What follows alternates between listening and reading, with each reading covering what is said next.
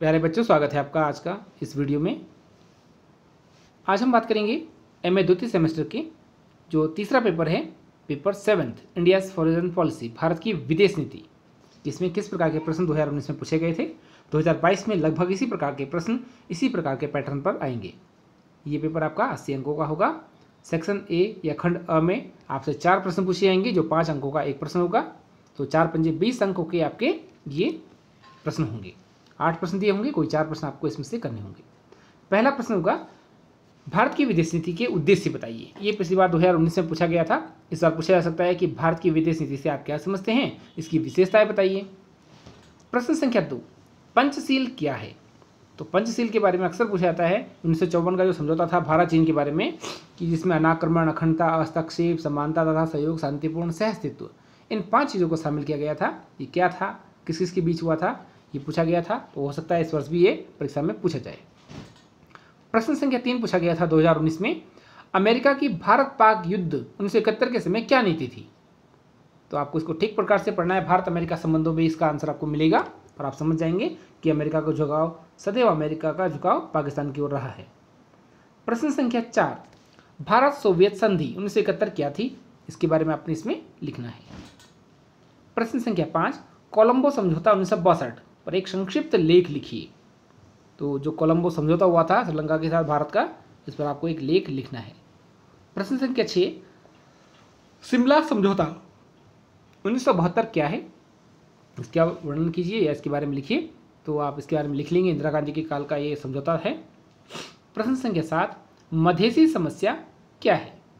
ये 2019 में पूछा गया था और हो सकता है ये मधेसी समस्या वाला प्रश्न 2022 में भी आपसे पूछा जाए।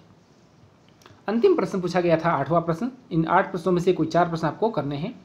स्वतंत्रता के पश्चात भारतीय विदेश नीति में होने वाले 4 प्रमुख परिवर्तनों का वर्णन कीजिए। तो आप इसका वर्णन कर सकते हैं, किस प्रकार से भारतीय गुटनिरपेक्षता की या असंलग्नता की नीति को अपनाया था। अब देखते हैं भाग दूसरा, सेक्शन बी खंड ब। इसमें भी आपको 8 प्रश्न दिए जाएंगे और कुल 4 प्रश्न करने होंगे और ये एक प्रश्न 15 अंकों का होगा। कुल 60 अंकों का ये भाग होगा। पहला प्रश्न पूछा गया था 2019 में, भारतीय विदेश नीति के विभिन्न निर्धारक तत्वों का वर्णन कीजिए। तो ये बहुत आसान है, क्योंकि आप बीए में इंटरनेशनल पॉलिटिक्स में इस चीज़ को पढ़ चुके हैं, तो आपको वहाँ से सहायता मिलेगी। वहाँ से भी आप इन प्रश्नों का आंसर देख सकते हैं।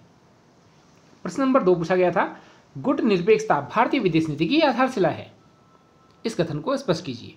तो गुट निरपेक्षता की नीति क्या है, इसको समझाना है आपने। प्रश्न संख्या 3, 2004 से भारत अमेरिका संबंधों का वर्णन कीजिए।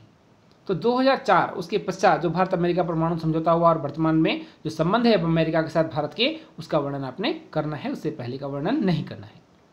प्रश्न संख्या 4, 1990 के पश्चात भारत चीन संबंधों का वर्णन कीजिए। देखिए, इसमें भारत चीन संबंध पूछे गए हैं और इसमें भारत की भूमिका पूछी जा सकती है कि भारत की रूस यूक्रेन युद्ध में या रूस यूक्रेन युद्ध के प्रति दृष्टिकोण क्या है भारत का।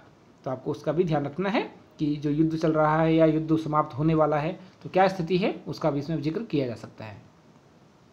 प्रश्न संख्या 5, कारगिल युद्ध के पश्चात 1999 के बाद पूछा गया है, भारत पाक संबंधों का वर्णन कीजिए। उसके पश्चात भारत में और पाकिस्तान के जो संबंध थे उसमें क्या क्या परिवर्तन हुआ, उसका वर्णन आपको करना होगा।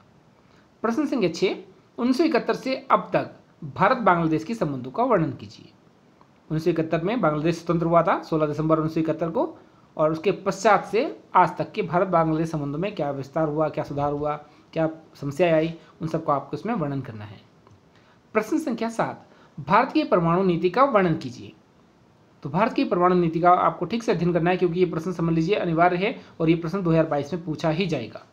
ये प्रश्न ऐसा है जो अक्सर हर एग्जाम में पूछा ही जाता है। प्रश्न संख्या 8, वैश्वीकरण के दौर में भारत की विदेश नीति की चुनौतियों का वर्णन कीजिए।